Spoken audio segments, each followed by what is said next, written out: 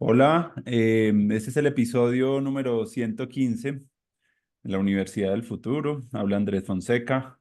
Estamos muy contentos de seguir abriendo conversaciones para fomentar una reflexión acerca del futuro y el presente de la educación. Y hoy estamos con una invitada muy especial, Olga Lucía Jiménez.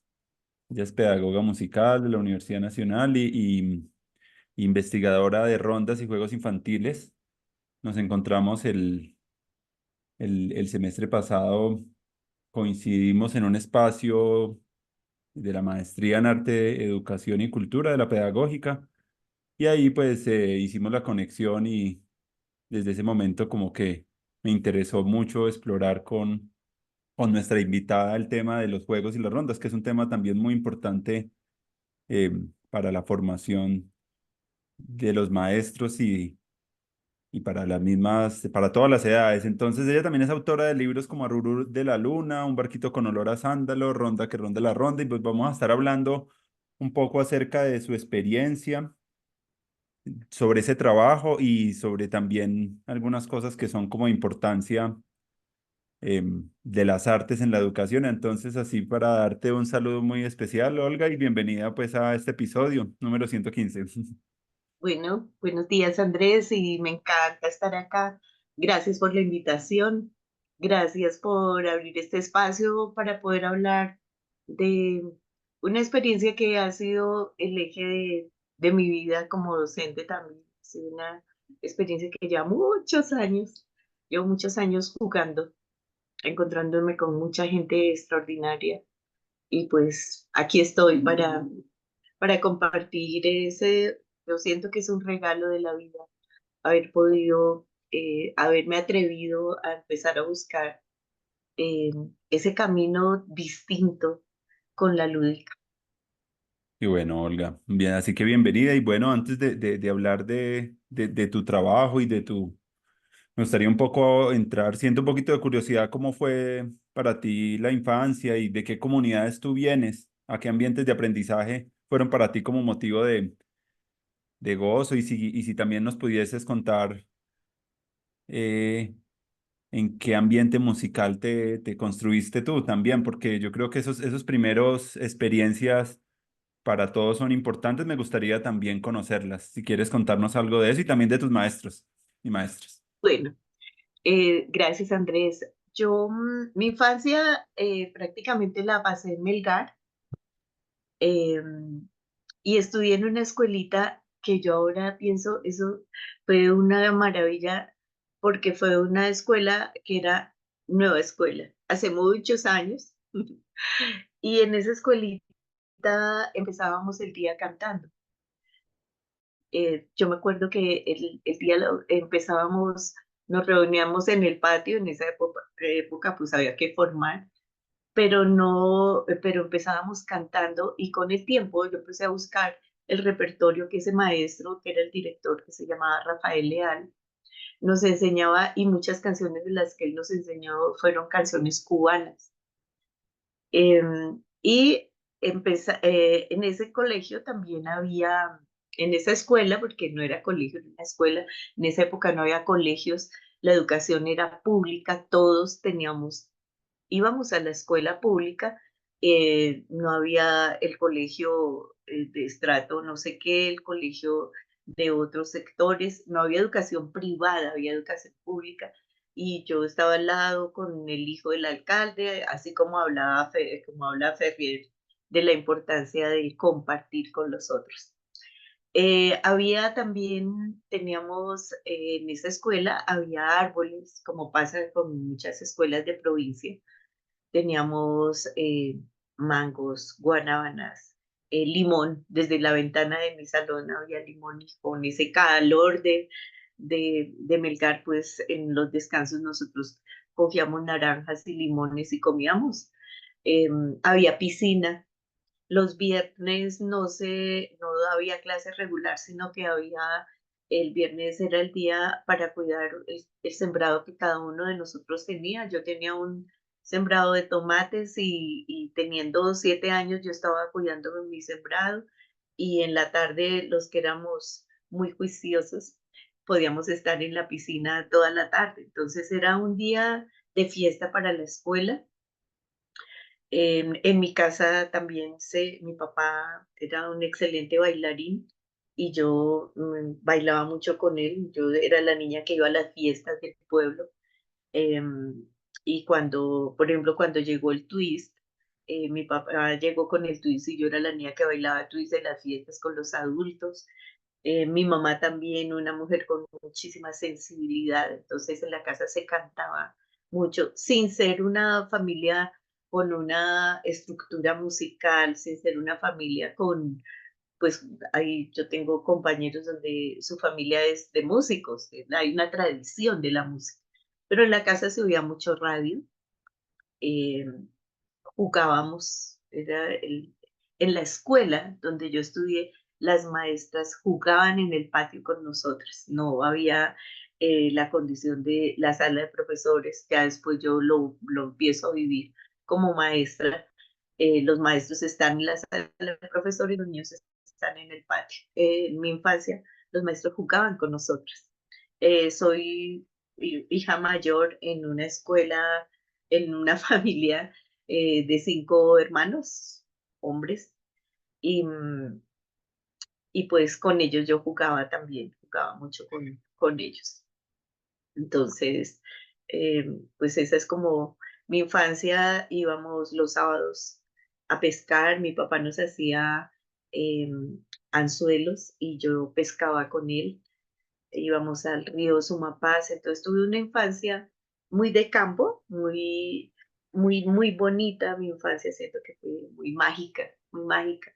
Cuando llego a Bogotá siento que son otras condiciones las que tiene Bogotá y a mí como niña de campo me asusta la ciudad. Yo me acuerdo que llegamos a Bogotá y había fábricas y había la gente con ruanas, eso a mí me asustó muchísimo y ya entro a otro espacio, a escuela distrital, a hacer quinto de primaria, y había algo que me sorprendía y es que en esa época las escuelas tenían unas mallas en las ventanas como los galpones, era una cosa espantosa. Yo digo, "Ush, qué espacios tan, tan duros, ¿no?" Sin embargo, ahí conocí también la posibilidad de cantar. Estuve después en un colegio que era un colegio privado y ahí tuve un maestro de música extraordinario y ahí canté y pues siempre fui la niña que canté en todos los colegios. Entonces el canto ha ido acompañando mi historia. Cuando yo entro al conservatorio, en la casa no había, pues, esa época de sentarse a escuchar Bach, Brahms, pero había una tradición en Colombia y es que la Semana Santa era de música sacra. Solamente se oía música sacra, no se oía otro tipo de música. Y yo me acuerdo que de chiquita, muy pequeña, desde los 6 años, en tiempo de Semana Santa, yo me sentaba al lado del radio a escuchar esa música tan linda que sonaba. Y mi mamá, había una tradición también de las mujeres en Colombia y era la radionovela, porque el televisor era lo más aburrido del mundo, o sea, el televisor era en blanco y negro, pues los que han visto la película del televisor así es, eso Mm. había que pegarle por encima, mover la antena, solo había 2 programas, después aparece el programa de Cumpleaños Ramo con Gloria Valencia, pero la mayoría era muy aburrido. Entonces, en cambio, la radio era fascinante la radio. De hecho, estuve en un colegio donde termino, que era un colegio de, de formación de pedagógica, una normal, y ahí llegaba un maestro que trabajaba en la radio y yo estuve haciendo algunas intervenciones en radio y era muy mágico porque los efectos se hacían. Ahora los efectos, ya hay una caja de sonidos, uno coge el celular y ya hay sonidos para todo. En esa época no. Y mi mamá oía radionovelas como todas las mamás de esa época, todas las radionovelas. Pero resulta que había una música que sonaba y eso eran las cortinas que aparecían en las radionovelas. Y yo oía esa música y me parecía tan linda, pero tan linda. Y me acuerdo que ella oía una novela que se llamaba La loca de los perros y había la música que sonaba era bellísima. Cuando llego al conservatorio, que yo estudio en la Nacional, y tomo una clase que se llama, era como iniciación musical, historia de la música, apreciación musical con un maestro, Caro Mendoza, que era un sabio en historia de la música. Y la primer música que él pone para que escucháramos pone la tercera sinfonía de Brahms y era la misma música que yo escuchaba en la radionovela que mi mamá oía. Entonces, en esa época, las cortinas musicales eran tomadas de fragmentos de obras clásicas. Entonces, uno oía, después, cuando yo tenía como 8 añitos, oíamos pues todo lo de Calimán, Arandú, eso hizo parte también de la historia, de la historia sonora, de la historia de la imaginación que tuvimos muchos que son de mi generación. Y yo oía una novela que se llamaba La muñequita de Aranjuez, que era una gitana, y toda la cortina era el concierto de Aranjuez de Joaquín Rodrigo. Entonces, fíjate cómo esa época fue muy mágica. Yo siento que la radio sigue acompañándome. Sigo siendo radio escucha, me encanta la radio y siento que hay cosas maravillosas. Qué maravilla. Eso que cuentas no sabía de todo lo que se podía aprender musicalmente pues en esas radionovelas, pues toda esa cultura musical para explorar, que por ejemplo para mí también fue algo muy importante ver esa, cierto, como conciertos familiares, como el acceso también a una serie de material clásico que para mí fue como muy influyente también en mi percepción, como en mi educación de la percepción y en cómo yo me fui nutriendo de varios referentes, como mi papá vinieron como unas músicas más populares, pero por el otro lado de mi familia materna, la música andina, que bambucos y pasillos fue muy fuerte como en toda mi formación. Bueno, y recuerdo haberme criado mucho también con las canciones de Jairo Ojeda, fueron como muy importantes para mi infancia. No sé, de pronto me contaste en algún momento también que estuviste trabajando con el Palenque de Ilia Zapata, las danzas folclóricas. También me gustaría conocer un poquito esa historia si quieres contarnos algo de eso. Ay, sí, ese es un momento muy lindo en mi vida porque, bueno, yo conozco ya a Delia cuando estoy en el conservatorio. Delia Zapata tenía una clase en el León de Grey, era de danza, y yo entré a ese grupo de danza de la universidad y bailaba todos los días, todos los días de 12 a 12, eso. Yo salía y era una clase. En esa época ya Delia tenía como 70 años, ustedes no se imaginan. La vitalidad de Delia era una cosa impresionante. Sí, maestra de maestros. Tener un privilegio de conocer a maestros como los que han acompañado mi camino ha sido una maravilla porque, bueno, tuve a Delia, tuve al maestro Abadía, que gracias al maestro Abadía, yo un día digo, no, pues voy a empezar a viajar por este país. Justo ayer estaba encontrándome con unos músicos de Vélez. Fue mi primer lugar al que fui, porque el maestro nos hablaba del torbellino y de la guabina, y yo decía, no, yo quiero conocer eso tan bonito. Y el maestro me hace una carta, yo le dije, maestro, yo quiero ir al festival, usted me hace una carta, yo ahí en ese momento ya tenía 18 años y le digo al maestro, maestro, yo quiero ir al festival. Entonces, claro, mijita. Y el maestro Abadía, que era el folclorólogo, daba unas clases de folclore en el conservatorio. Iba mucha gente a escucharlo, porque él en sus clases de folclore había lo que era este país. Lo que hacía era contarnos él tenía una clasificación según el folclore literario, el folclore musical, bueno, y me voy para Vélez y en Vélez ahí tengo la posibilidad de estar en el festival y empiezo a recorrer el país. Pero por otro lado, me acerco también con Delia y estoy bailando en el León de Grey. Y yo tengo la posibilidad pues, de contarle a ella que ya estaba empezando a recoger las rondas, porque yo siento que sí hay una fortuna cuando uno como que identifica alguien que llega, siempre yo siento que la gente llega a la vida de nosotros por algo, eso no es gratuito. Y yo ya enseñaba en una escuela, pues yo estudié normal, salgo de la normal y de una vez me presento al distrito, empiezo a enseñar en escuelas como maestra de aula. Y como maestra de aula todo el tiempo yo hacía música porque ya estaba en el conservatorio también. Y había una maestra chocuana y esa maestra me enseñó algunas canciones que hacen parte también están en el libro de Ronda, que ronda la ronda. Entonces, ya empiezo, la vida como que me va poniendo en otra dimensión del ser maestra, porque un compañero en la escuela donde estaba me decía, pero si tú eres música, tú haces todo el tiempo música, ¿por qué no enseñas música? Entonces, porque todas mis clases eran con música, matemática, con música, sociales con música.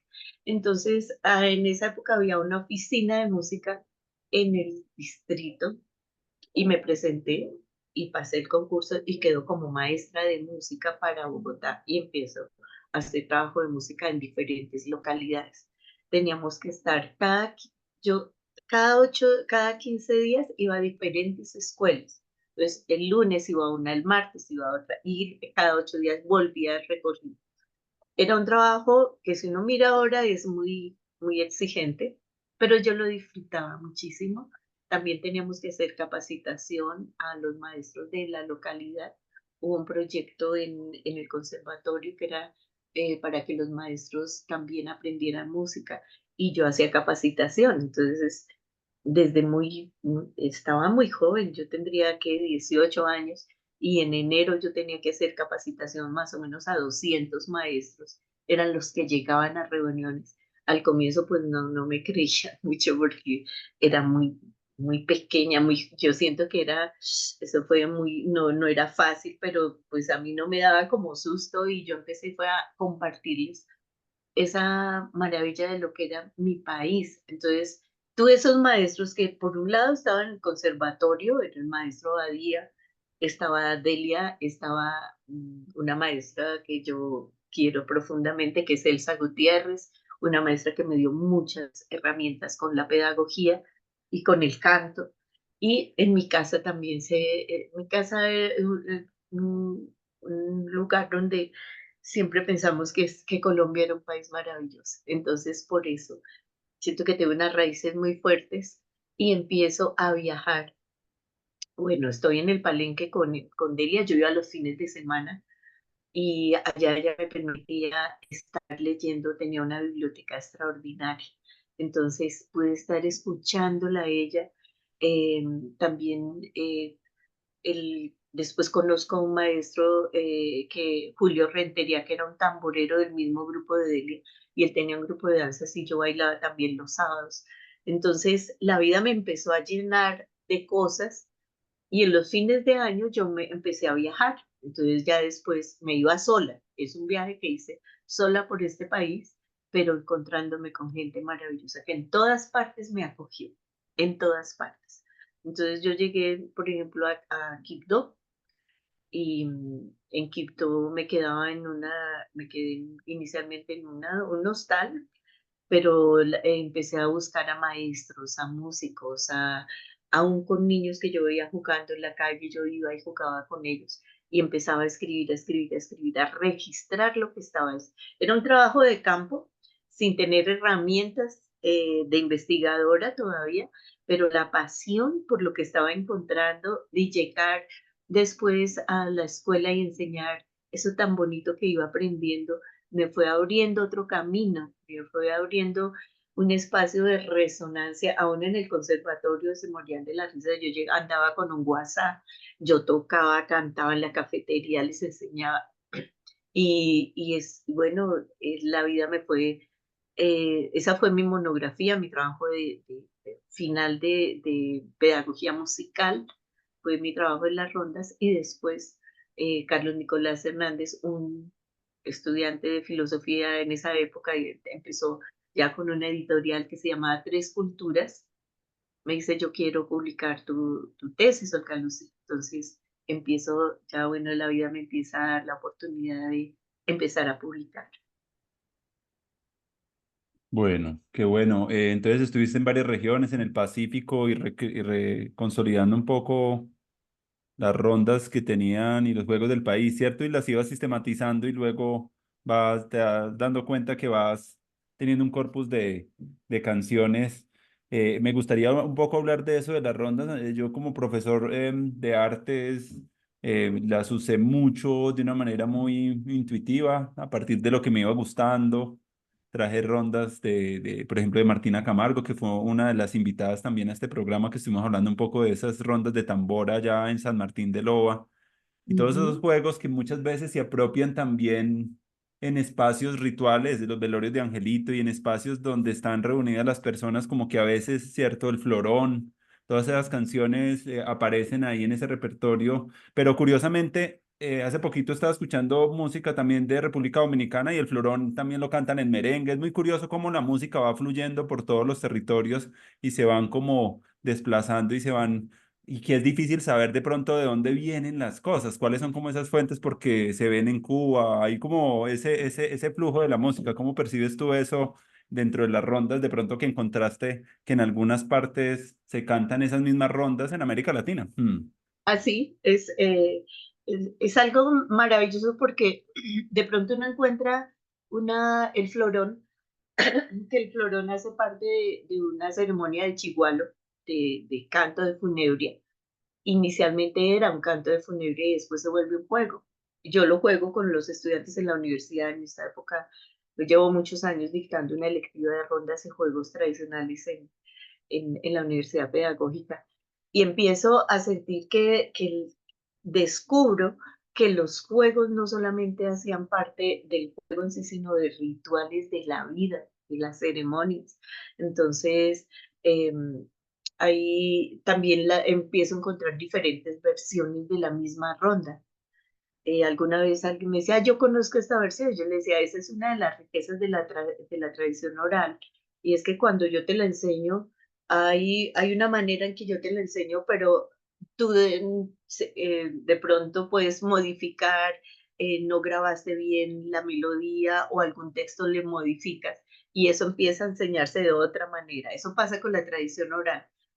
Por ejemplo, el chotis que llega a San Andrés, y el chotis llega como una danza de salón, porque en San Andrés llegan muchas danzas que tienen que ver con esa cultura inglesa que hace parte de San Andrés, y llego y encuentro en Antioquia que el chotis es un juego coreográfico.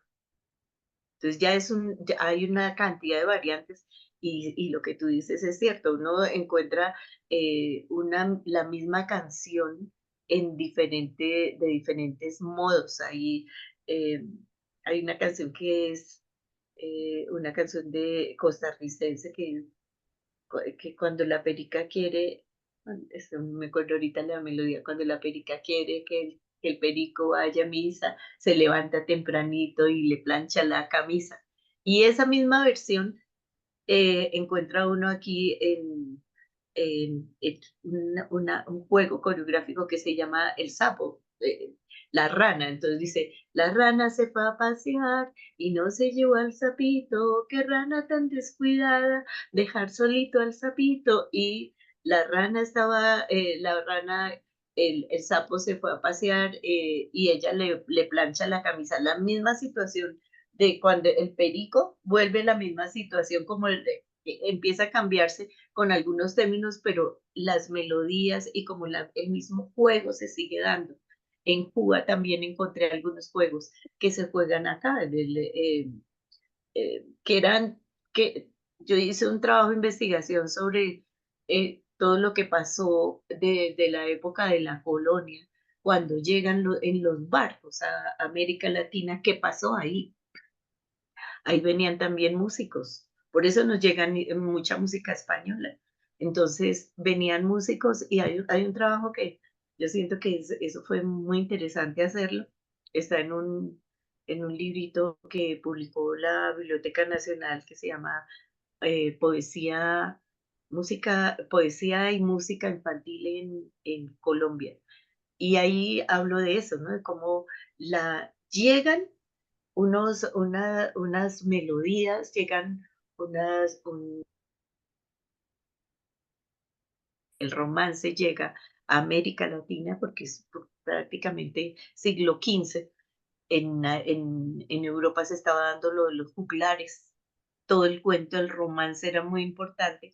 A Colombia llegan los romances y en diferentes partes de Colombia el romance se vuelve también una forma para ser cantada y para ser jugada posteriormente. Entonces, hay una persona que hizo un trabajo muy lindo sobre romances, que ese era el director del Jackie Candru. Mm, Hizo un trabajo sobre romance bellísimo y hay un trabajo de investigación sobre romance que hizo Gisela Beutler, que una alemana hizo un trabajo, ese documento está en el Instituto Carlo y Cuervo. Entonces encuentro yo unos romances que se volvieron canción. Por ejemplo, La Carbonerita es un romance que llega a la costa pacífica y se vuelve juego. Eso, esas son las variantes fascinantes con las que yo me voy encontrando en diferentes partes de Colombia y pues en algunos países que he estado, donde he encontrado también que hay una unidad de canción, de juego que se va encontrando, que se va enlazando, porque ahí de pronto uno encuentra que en Chile hay unas canciones que pertenecen a esa trayectoria que nos fue llegando, pero se modifican afortunadamente, yo siento que afortunadamente, con influencias regionales. Por eso yo empiezo a hablar de la ronda folclórica, porque en las regiones aparece una canción tiene la influencia de la región, y yo creo que cuando hablaste con Martina, también ella habló de eso, cómo eh, uno encuentra canciones con ritmos de abosao, de currulao, de porro, eh, el chotis, bambucos, y son, por ejemplo, el chocolate, es un bambuco en Antioquia, pero en la costa pacífica es un currulao, mm, qué con bueno. una influencia regional pues maravillosa y pues siento que una ganancia es que donde yo he presentado este trabajo, la gente es feliz. Y cuando la gente es feliz con lo que uno comparte, eso ya es un reconocimiento a que vale la pena. Eso te iba a preguntar, Olga, de cómo ha sido la experiencia en compartir todas estas rondas y estos juegos en personas que se están formando como maestros. Yo he sentido mucho con la música eh, pues, que genera como una conexión y una resonancia en el grupo rápidamente, que de pronto no lo logra uno tanto con palabras sino como que es algo como muy directo que hace que que un grupo se cohesione muy rápidamente. Y me Sí, gustaría hablar pues que nos dieras un poquito más de esas dimensiones pedagógicas que son tan potentes, que existen en la ronda y que pudiéramos como resaltar. Ujú. gracias, Andrés. Pues siento que aquí hago un reconocimiento a esos maestros que me fui encontrando por el camino. Y pues, por ejemplo, con Delia yo aprendí mucho de danza, sin ser yo una bailarina, sí, pero aprendí con ella muchas estructuras. También estuve en el Patronato de Artes y Ciencias, en talleres bailando con mucha gente. Sigo encontrándome con muchos bailarines porque la ronda es movimiento. Entonces, las rondas no solo es canto, hay algo interesante en la ronda y es que es el canto, es el ritmo, es la palabra y es el movimiento. Son elementos que tienen que ver con la canción y que de todas maneras construyen una cantidad dan una cantidad de apuestas posteriores por ejemplo, la ronda da elementos para la predanza, es la predanza, la ronda es el manejo espacial no solo para bailarines, los músicos, los pintores, todo el mundo tendría que tener esa posibilidad del manejo espacial. Y lo de lo de las rondas, como ha sido la experiencia de el compartir, pues yo empiezo al tiempo que yo iba trabajando las rondas, de iba recogiendo. En el León de Greiff me dan un espacio para dictar unas clases, inicialmente eran de flauta dulce. Yo en ese momento estaba tomando clase de flauta dulce con un maestrazo en el conservatorio maestro argentino y teníamos grupo de un cuarteto, hacíamos música antigua con flautas, bueno. Y yo enseñaba flauta y empezaron a llegar estudiantes de diferentes facultades, eso era muchísima gente, eso yo me sentía como Hamelin, como andando con una cantidad los sábados, eso era un poco de gente ahí detrás, de estudiantes, porque la clase se volvió muy mágica, porque no era solo tocar la flauta, sino jugar. Entonces, lo que yo iba aprendiendo lo iba compartiendo con estos chicos, que eran de la misma edad mía, todos éramos de los mismos, pero era una jugarreta. Y en el colegio, en los colegios donde yo estaba trabajando ya en escuelas del distrito, en mi repertorio, mi trabajo de clase empecé a incluir las rondas y me di cuenta que era una felicidad para los niños y ellos pedían jugar, jugar, jugar. Y después en el patronato me vinculan con maestros de Colombia, vienen maestros de diferentes partes de Colombia a talleres que yo empiezo a dictar los sábados en el patronato y, y ellas, las maestras, venían maestras, por ejemplo, había maestros que venían desde Santander los sábados y ellas me decían la experiencia tan maravillosa que era aprender esos juegos y llegar y enseñarle a los niños. Los niños esperaban todo lo que ella llegaba a enseñar los fines de semana, en su semana, lo que aprendía en ese taller. Después soy invitada, pues estoy en varios eventos. Estuve en Venezuela, un encuentro latinoamericano y del Caribe, porque hay un movimiento latinoamericano y del Caribe de canción infantil Mm. y soy invitada a Maracaibo y en Maracaibo comparto la experiencia con muchísimos compositores, con músicos que llegan de diferentes partes de América Latina. Y en Colombia, el Ministerio de Cultura, en esa época era Colcultura, me llaman también para empezar a dictar talleres en Colombia. Entonces yo empiezo a viajar por Colombia, me llaman estuve en el Pacífico, me quedé de hecho en la casa de Madolia Diego, una bailarina, una cantadora que fue cantadora del grupo de Delia hace muchos años, eso fue un privilegio. Trabajé con maestros en el Chocó, otra vez después me sale o me invitan a hacer otro trabajo de talleres con maestros en Santander. Entonces yo me empiezo a encontrar con muchos maestros que resuenan con lo que estoy haciendo. Y yo siento que resuenan no solo porque es una propuesta pedagógica, hay cosas que son interesantes, pero resuenan porque ellos también disfrutan el jugar, Mm. porque en mi experiencia yo no me siento a contarles, existe la ronda folclórica, la ronda tiene estas estructuras. Yo no puedo estar hablando de jugar sentada, yo juego con los maestros. Entonces, siento que esa es una ganancia que fui descubriendo Mm. y eso es lo que sigo haciendo, sigo compartiendo la experiencia de la ronda.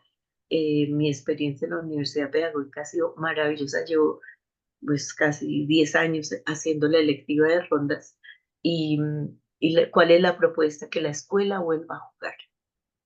Los niños dejaron de jugar. Los niños, si tú vas de pronto en las prácticas, uno de los niños por ahí sentaditos con la tablet, con el celular, pero los niños dejaron de jugar. Entonces muchos chicos que están conmigo en la electiva de rondas llegan en su práctica, incluyen algunas de las rondas que les enseño en la lectiva y a los 8 días que nos encontramos socializamos la experiencia.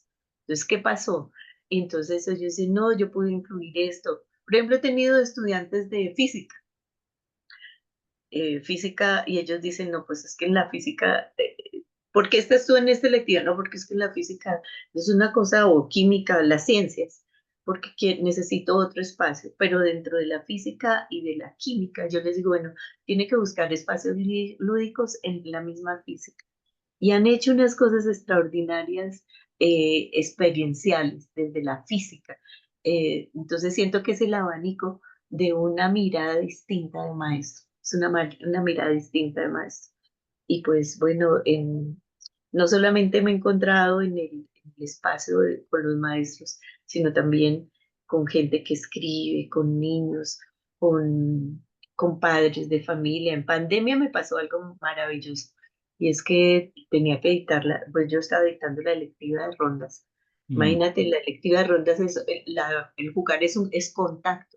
Y claro. yo desde aquí diciendo, búsquese a alguien para hacer un juego de palmas. Sacaban a la abuelita, sacaban a la mamá en la cocina, jugaban con ellos, venían las sobrinas, entonces eso se volvió una experiencia de familia. Siento que eso fue ganancia también. Maravilla.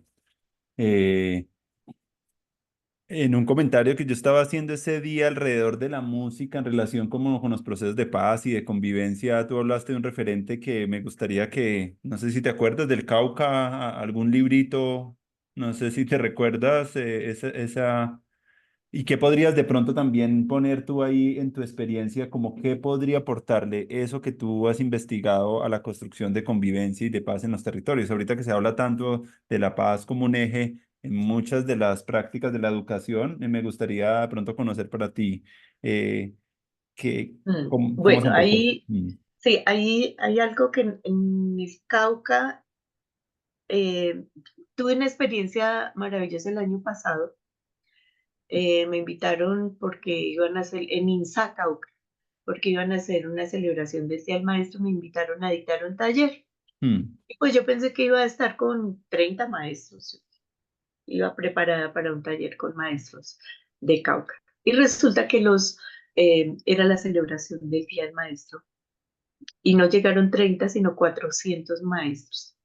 no. Eso así que uno dice, no vengo preparado, pero me pasó algo mágico y es que había muy buen equipo de sonido y empecé a hacer mi trabajo de calentamiento con música de herencia de Timbiquí, que eso es una belleza. Los maestros empezaron a jugar, eh, la población, así como hay maestros extraordinarios, hay maestros que son muy resistentes porque a los maestros les toca estar asistiendo todo el tiempo a capacitaciones que ellos no han pedido. Una cosa es cuando yo me inscribo en un taller y digo, yo voy. Cuando me dicen, tiene que asistir, porque eso hace parte del programa y usted tiene que asistir. Entonces, eso genera resistencia. Y, pero fue tan mágico y después pudimos hablar con los maestros de cómo la experiencia del jugar permite encontrarme con el otro. Hay discursos, sí, ahorita hay mucho discurso sobre la paz, un país que nos vamos a querer todos, pero ¿cómo nos queremos? ¿Solo con discurso? Hay que propiciar espacios y hay que propiciar acciones. Yo estoy convencida que son las acciones las que transforman. Y, y yo me acuerdo que estuve ahí con los maestros, jugamos como 2 horas y después en la noche nos volvimos a encontrar y bailé. Yo bailé con todo ese poco de maestros, era un coliseo grandísimo. Y, y ellos me decían que la experiencia de haber jugado hizo que ellos volvieran a reír. Y yo pienso que un país que se vuelve serio, que se vuelve dramático, pues cuando uno no se ríe está muy triste. Un enfermo nunca se ríe. La gente que se ríe está bien. Yo podría invitarlos, me encantaría que estuvieran en un taller de la ronda. Los chicos se ríen muchísimo, yo también me río mucho porque hacemos cosas maravillosas de atrevernos a mirarnos a los ojos, de jugar, por ejemplo, he retomado cosas, pues estuve alguna vez eso fue bien interesante, un taller con Álvaro Restrepo, el bailarín Mm, del Colegio del Cuerpo, hace una propuesta a la Secretaría de Educación para colegios y para espacios donde hay dificultades de socialización, donde hay violencia interinstitucional. Porque es que no es solo hablar de un país, todo este país va a hablar sobre la paz. Yo siento que en pequeño se empieza a construir, son las células. En pequeño se empiezan a construir otras formas de diálogo. Entonces, en ese colegio donde aceptamos esa propuesta de Álvaro Restrepo, había un grupo de chicos muy, muy difíciles, pero ellos aceptaron ir a unos talleres con los bailarines del Colegio del Cuerpo los domingos y en ese proyecto estuvimos una amiga, Ángela Sarmiento y yo estuvimos asistiendo los domingos a moto propio, no había no nos daban reconocimiento, no nos pagaban de más, no nos daban, pero tuvimos la ganancia de conocer la propuesta del Colegio del Cuerpo y de conocer algunas estrategias que yo sigo incluyéndolas en mi trabajo, en las rondas. Por ejemplo, hacemos el juego del espejo y es como yo te sigo, como yo me muevo y tú vas siguiendo mi propuesta. Ese es un trabajo, eso es un lenguaje de cuerpo, es como yo me logro conectar contigo y ahí yo siento que ya empieza a darse diálogos de paz, cuando yo te puedo escuchar, cuando yo puedo estar escuchando a una persona que me habla de la importancia de establecer una conexión, pero hay una distancia. Ahí no hay diálogo de paz, hay un Mm. discurso. Y desafortunadamente, bueno, quién sabe cuánta gente va a escuchar esto que estoy diciendo. Esa ha sido mucha propuesta que se ha ido dando en espacios donde se habla de la importancia de estrategias para la paz. Entonces, viene una persona, tiene un discurso muy armado, tiene unas diapositivas sobre lo que tiene que ser la paz, pero hay una distancia con el público, hay una distancia con el auditorio. Entonces, la gente viene, lo escucha, pero sí salen igual porque es una conferencia además. Yo sí estoy convencida que las acciones transforman. Es cuando yo escucho tu nombre y puedo cantar tu nombre, por ejemplo. Hay juegos. Hay un juego que se llama El Pajarito, que es un juego de la costa atlántica, es un juego para cantar el nombre. Entonces, por ejemplo, con los niños, lo he trabajado con muchos niños porque me invitan a dictar talleres también, pues tengo publicado un cuento, entonces me invitan con la Panamericana y colegio me invitan a hacer talleres y en esos incluyo también juegos. Y ahí ese juego del pajarito es lindísimo porque es, en la clasificación de juegos se llama como juego rompehielo. Entonces es como yo con eso empiezo a decir. Entonces, por ejemplo, ay, yo tengo un pajarito que ya sabe volar, yo tengo un pajarito que ya sabe volar, si lo llama Andrés, sabe volar. Entonces los niños empiezan, si lo llama Pedro, sabe Ay, volar. hola. Los niños empiezan a cantar su nombre y todo el grupo dice, sabe volar. Y después a partir de eso empezamos a hacer juegos para donde yo empiezo a decir tu nombre y tú dices mi nombre. Y nos miramos a los ojos. El solo hecho de querer decir el nombre tuyo, estamos en un espacio, eso ya construye un diálogo. Eso ya construye, yo estoy aquí y yo pude mirarme a los ojos con esta persona y le pude decir cómo me llamo yo. Pero cuando la gente tiene que estar 3 horas hablando sobre la paz y ni siquiera sabe qué pasa con el que está al lado, yo no creo mucho en eso. Yo siento que sí hay cosas que se han avanzado, pero, pero nosotros somos de estar con el otro, de, somos un país, es un país en el que se baila, en el que se canta. El canto hace parte de lo que somos como país. No solo ir a escuchar a muchos doctos, mucha gente que tiene doctorados en Mm. paz, pero son distantes.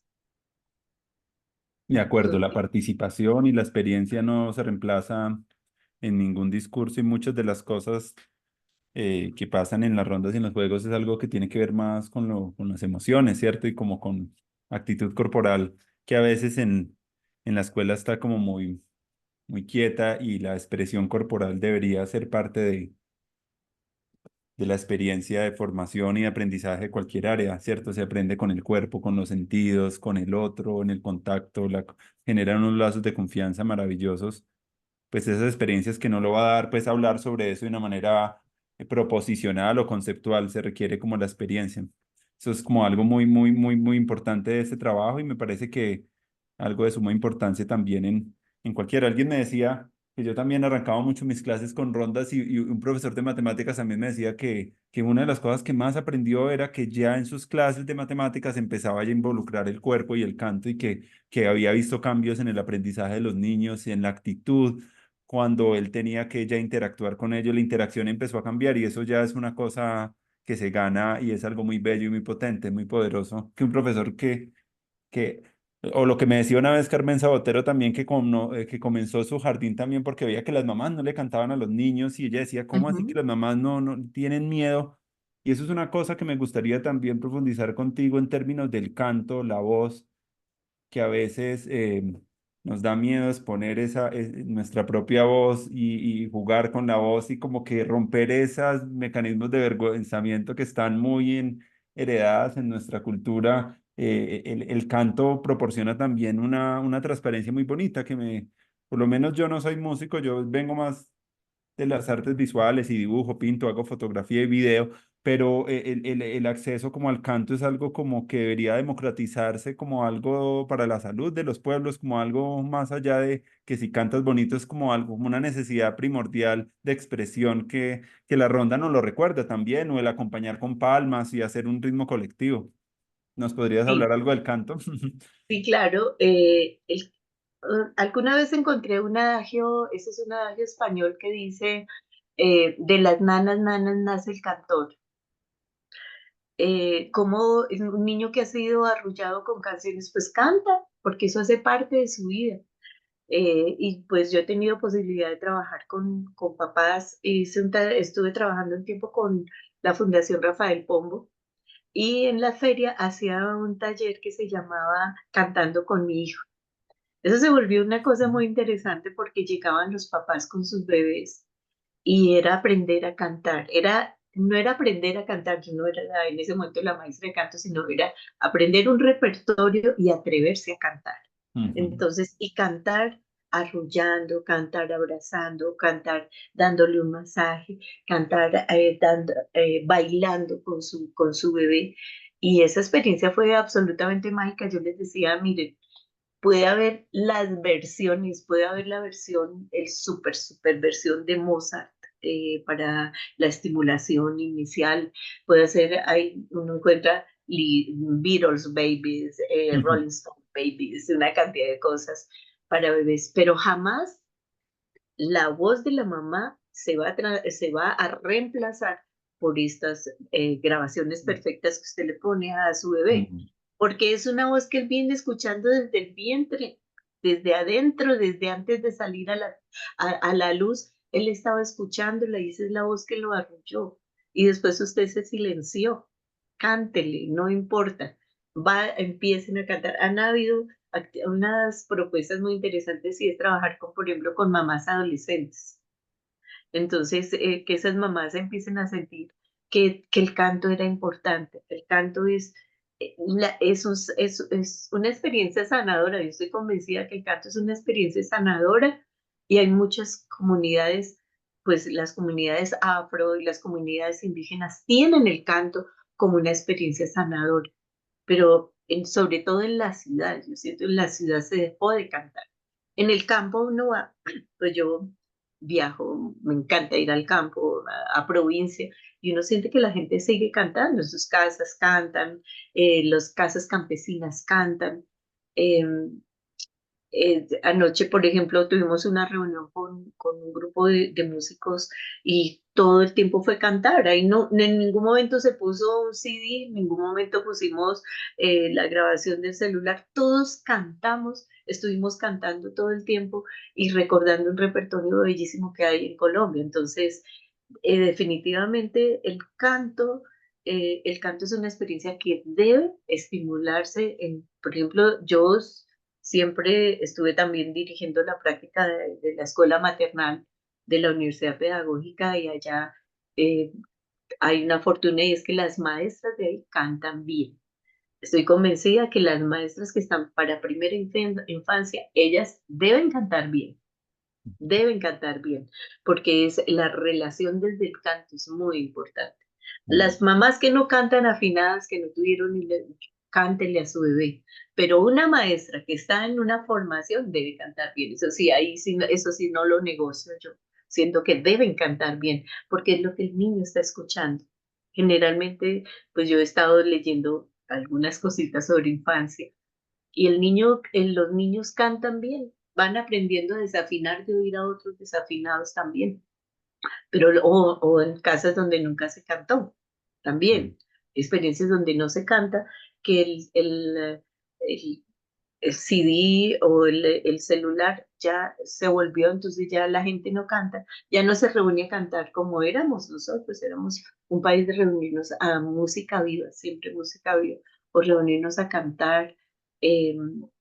pero la experiencia de la canción pienso que es fundamental.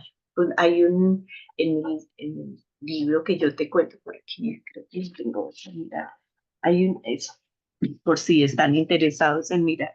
Se llama Literatura y Música, Música y Literatura Infantil Colombiana. Ahí hay un artículo a propósito de de las primeras voces, que Mm, se llama de Evelio Cabrejo. Evelio Cabrejo es un gran maestro, un investigador en primera infancia. Él trabaja en la Sorbona, es colombiano, viene seguido a Colombia, trabaja en la Sorbona primaria infancia. Y Evelio Cabrejo tiene un texto bellísimo que, a propósito de lo que estamos hablando, se llama Música de la Lengua, Literatura y Organización Psíquica del Bebé. Y mm, ahí habla de eso, de los sonidos, del arrullo, del canto. Y somos un país que canta. Hay un trabajo también interesante que yo me encontré, que es de Gabriel Celaya, se llama eh, eh, Canta, quien canta su mal espanta, y tiene un trabajo de investigación que él hizo sobre las canciones tradicionales para bebés y de juegos. Ese es un libro bien interesante de Gabriel Celaya, el poeta español. Entonces, esos son materiales que pues a mí también me han enriquecido mi discurso con el canto y con mi trabajo de las rondas.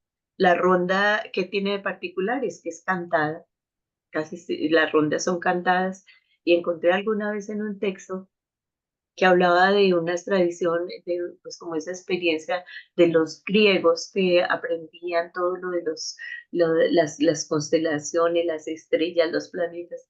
Y no recuerdo en qué, dónde lo encontré, pero hablaba de cuando yo estoy en círculo, todos somos importantes, todos somos importantes. Y la ronda es eso, es un círculo donde yo estoy al lado tuyo y entonces estamos en círculo y todos, puede haber un solista, el solista está en el centro y el solista se cambia, el solista no siempre está.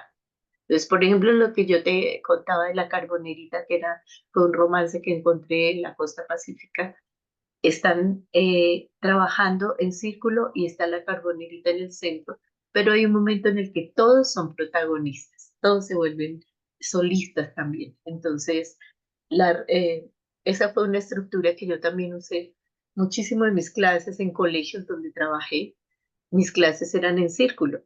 Yo rompía el esquema del niño, un niño detrás del otro, porque el esquema de un niño detrás del otro se empezó a diseñar como un plano en el aula de clase, porque era una manera de control, una manera muy fácil de control.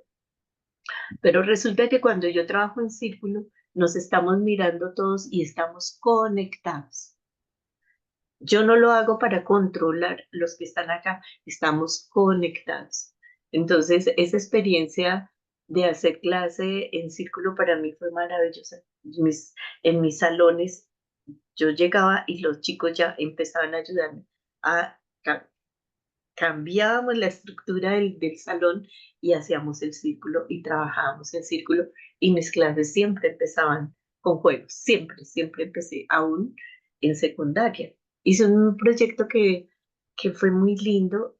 Yo llegué a trabajar con un grado 11 con chicos pues ya que se van a graduar, y yo les dije, bueno, yo siento que este año hay un programa que sería enseñarles a ustedes las estructuras de la música, las formas, pero ustedes ya tienen en este momento, ya tienen muchas opciones, y los quiero invitar a un proyecto que se llama Encuentro de Pares para la Alegría en la Escuela.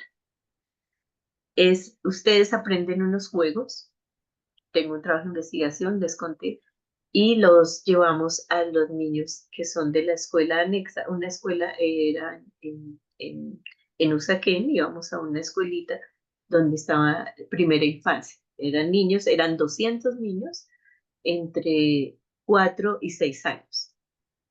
Entonces, inicialmente ellos me dijeron, no, pero ¿cómo nos va a poner a jugar? ¿Usted qué le pasa? Bueno, ellos me dijeron de todo. Entonces yo les dije, denme la oportunidad. Si no les convence, hacemos el programa, pero denme la oportunidad.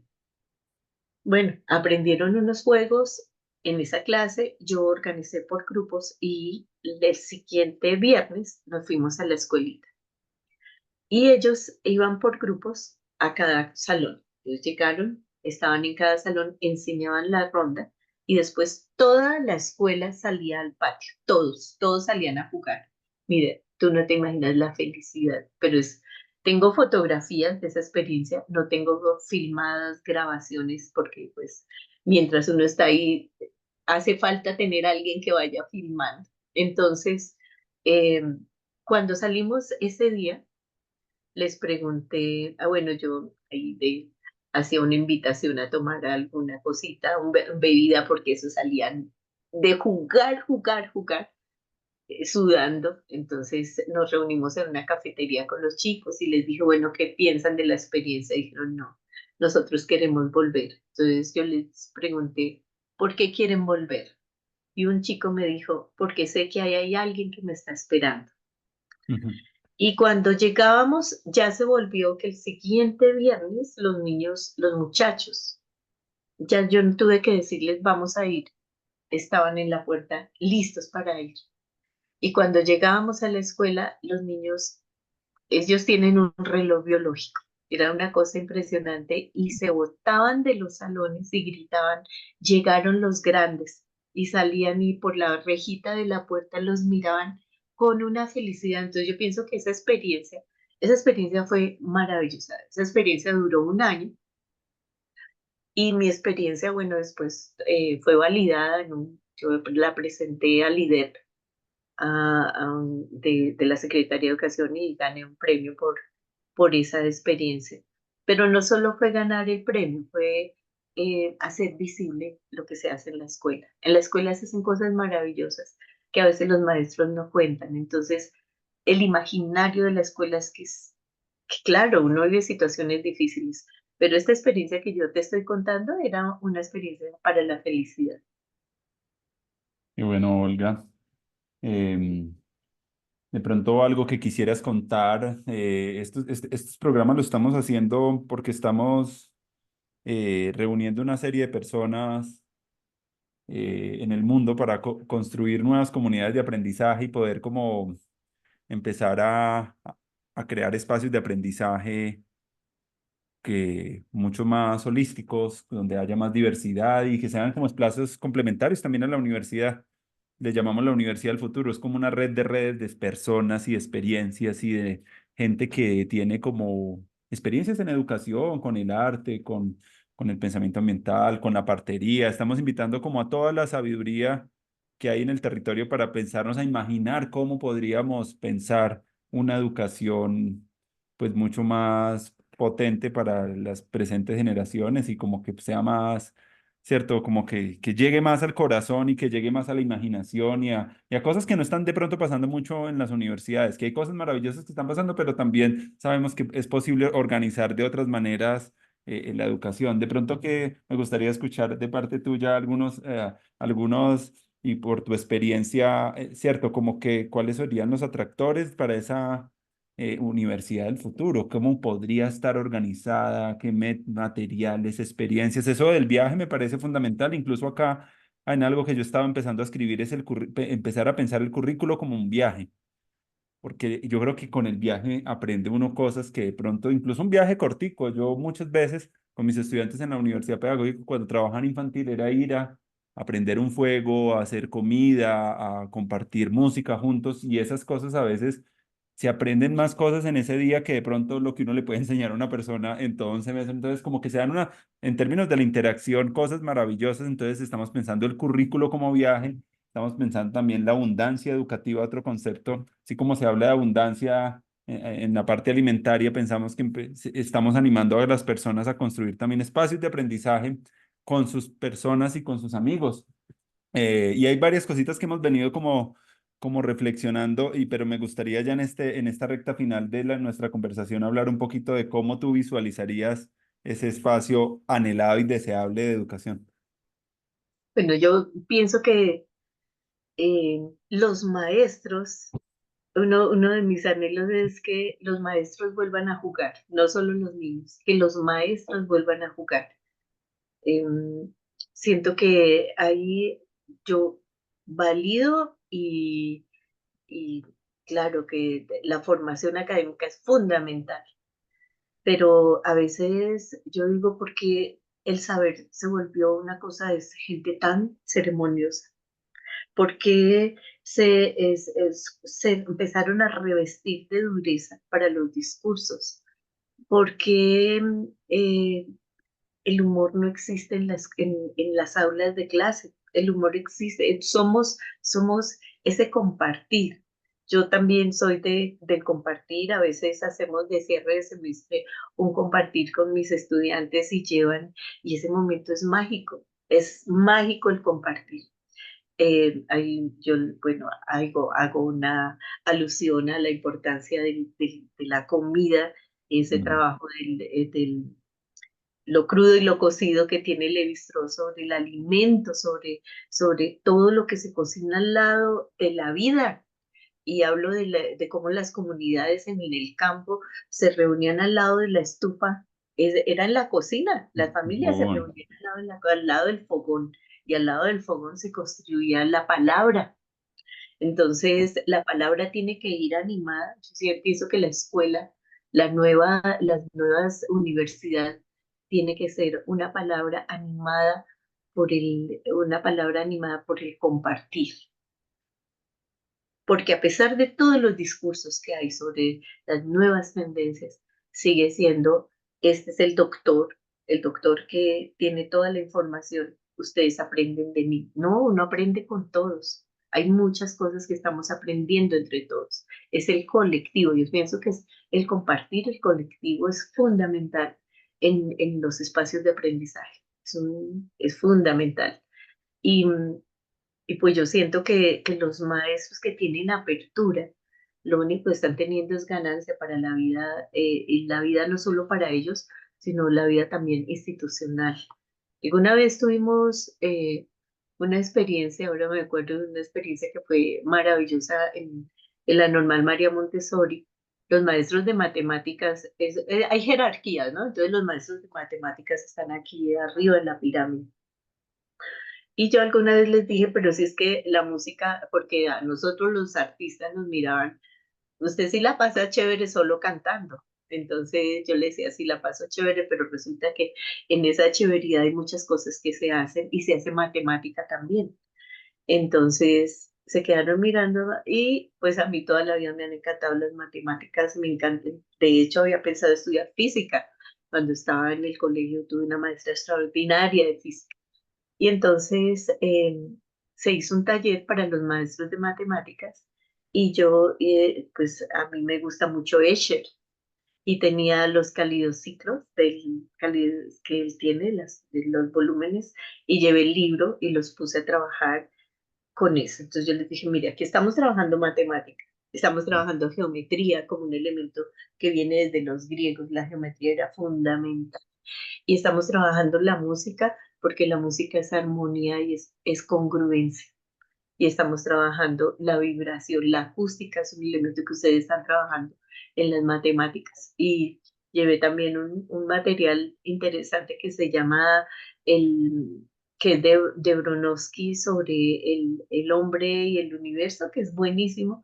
Y ahí habla de la matemática y la música. Ese capítulo es, con eso yo me gané a sus maestros y después pudimos hacer colectivo con ellos. Entonces yo siento que eso que estábamos hablando, lo del foco, lo de la palabra, lo de escuchar al otro. Yo te escucho. Cuando yo te escucho y te escucho respetuosamente, cuando yo te escucho desde aquí, desde el corazón, puedo construir otra forma de universidad. Pero cuando yo solamente estoy diciendo mi discurso para que me escuchen, también así mismo se recibe. Yo pienso que hay que empezar a construir una comunidad académica, pero una comunidad académica que tenga la resonancia con el otro. No una comunidad académica donde solo hay unos saberes que le pertenecen a unos, porque en las comunidades eso no es. Por ejemplo, en las comunidades indígenas está el MAMU, que tiene recibe un respeto, recibe una admiración en su saber, pero él tiene la humildad para estar acogiendo a su comunidad. Y eso tiene que ser el maestro. Alguna vez me pasó, y yo quiero que esto sí lo quiero compartir, porque esto fue una experiencia mágica y no solo es desde las rondas. Yo iba en una buseta y al lado mío iba una muchacha leyendo un libro. Y cuando terminó de leyendo algo, y se volteó y me dijo, mire esto que acabo de encontrar tan bonito. Entonces, bueno, nos pusimos a hablar. Y era un texto de un maestro que era un maestro oriental. Y había ido un estudiante en la mañana a decirle, maestro, usted es el sabio de la comunidad. Y yo pasé a las 2 de la mañana y lo vi estudiando. Entonces, el maestro le dijo, sí, claro. Dijo, pero qué necesidad si usted ya es el sabio, usted ya sabe tantas cosas. Dijo, no, porque es que yo prefiero que mis alumnos aprendan de un agua corriente y no de un pozo estancado. Entonces, como hay gente que está nutriéndose, pero tenemos que entregar también como un río que fluye. Tenemos, es eso, yo pienso que, y la ronda que ha posibilitado, así como el juego del florón, donde todos estamos conectados, donde está pasando el florón, donde están pasando cosas, donde nos estamos mirando, donde Mm. estamos en la complicidad, porque yo pienso que el construir colectivo es la complicidad, definitivamente. Cuando yo tengo mi compañero con el que puedo decirle, mira, yo estoy trabajando esto, nos podemos sentar y mirar, ya ahí estoy construyendo otra forma de comunidad y de espacio académico. Cuando yo comparto. Mm.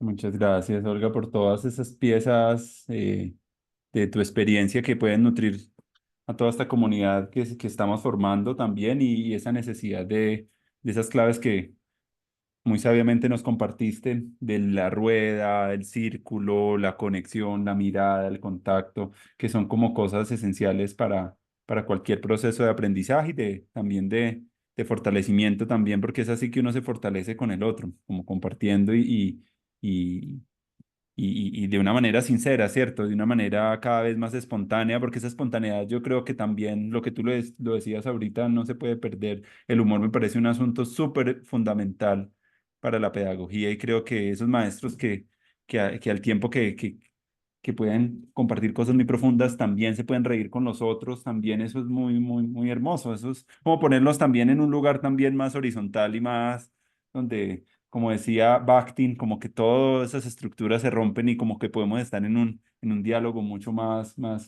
bello y más hermoso con el otro.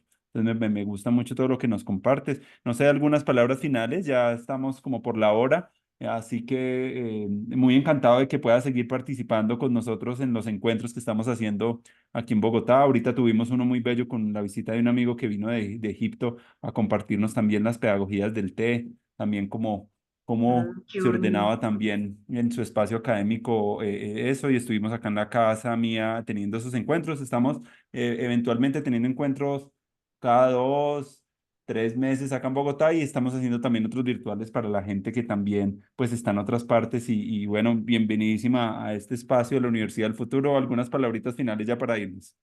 Bueno, bueno, agradezco este espacio donde me permitiste hacer memoria, porque fue un espacio para hacer memoria de experiencias bellísimas que la vida me ha dado y que la gente con la que me he encontrado también me ha dado. Agradecer esta iniciativa de la Universidad del Futuro. Yo pienso que la Universidad del Futuro tiene que ser una universidad más humana, una universidad en la que nos podamos encontrar con el otro y compartir. Eso que estás haciendo me parece bellísimo y claro que sí que estoy ahí dispuesta a compartir. Si un día me invitas, con mucho gusto hacemos una jornada de juegos, porque porque el jugar nos permite liberarnos de muchas cosas, soltar. El jugar es soltar también. Entonces, claro que sí, estoy ahí pendiente para asistir a esos encuentros, esos compartires, porque vale la pena. Aplaudo esta propuesta de la Universidad del Futuro. aplaudo a los que se siguen vinculando porque es también estar dispuestos a compartir unos saberes que la vida nos ha dado. Lo que yo hice fue contar eh, desde el corazón, lo que he hecho es contar desde el corazón mi experiencia con gente tan bonita que me he encontrado, con esos estudiantes. En estos días me pasó algo muy lindo y de un estudiante en la Universidad Pedagógica y me dice, maestra, es que yo quisiera pedirle un favor y yo dije, entonces, es que quisiera que usted me permitiera repetir su materia de las rondas. Entonces, tengo varios chicos que ya han hecho la electiva y vuelven porque ellos dicen, esas herramientas las han podido, así como tú estás haciendo lo de las rondas, esas herramientas las siguen incluyendo en su día a día.